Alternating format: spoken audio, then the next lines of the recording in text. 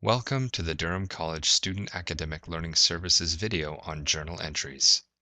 In this video, we are going to talk about what journal entries are, where and when they are made, what they look like and why, and finally do an example to demonstrate a proper entry. Let's begin. Journal entries are used to record financial transactions. How do you know if a transaction has occurred? There are two good rules of thumb to follow. First, if money changed hands, then it's a transaction. Second, if someone completed some amount of work, it is also a transaction. Journal entries are made in the general journal.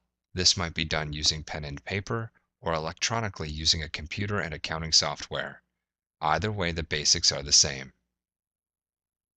Journal entries are made on a daily basis as transactions occur, at the end of the accounting period for adjusting entries, and also for closing entries.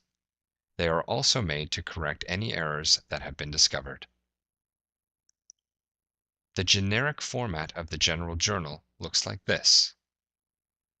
The date column is used to record the date of the transaction. The titles and explanation column is used to record which accounts were affected by the transaction and a brief explanation of what occurred.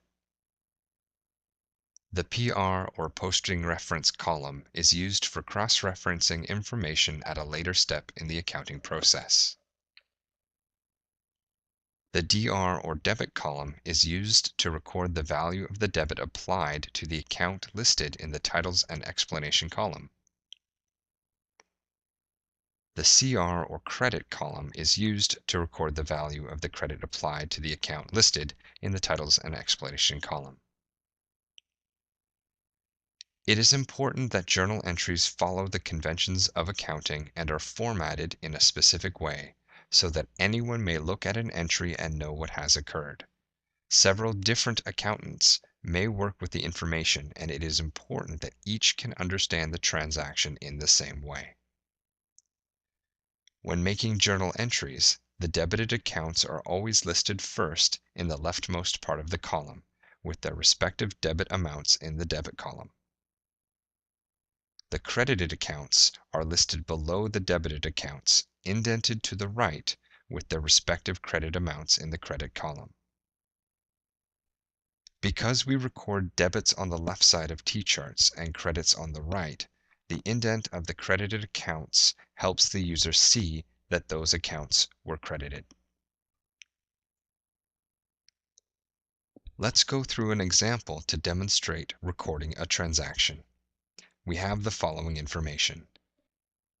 On March 3rd, the Max Power Contracting Company purchased new equipment with a value of $27,000. They paid $7,000 in cash and signed a note payable for the remainder. The new equipment becomes an asset of the company. This means that the company's assets are increasing.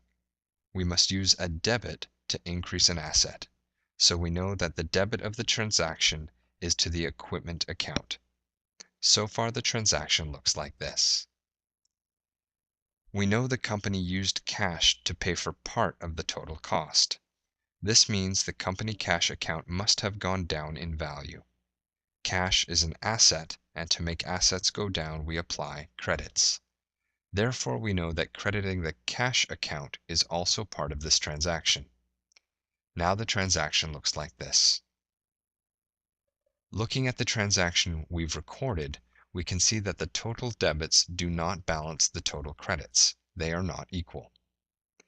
Also, we have not recorded anything about the note payable that was mentioned. A note payable is like a loan. The company has promised to pay that amount of money in the future. A loan is a liability to the company, and in this situation, the company liability is increasing.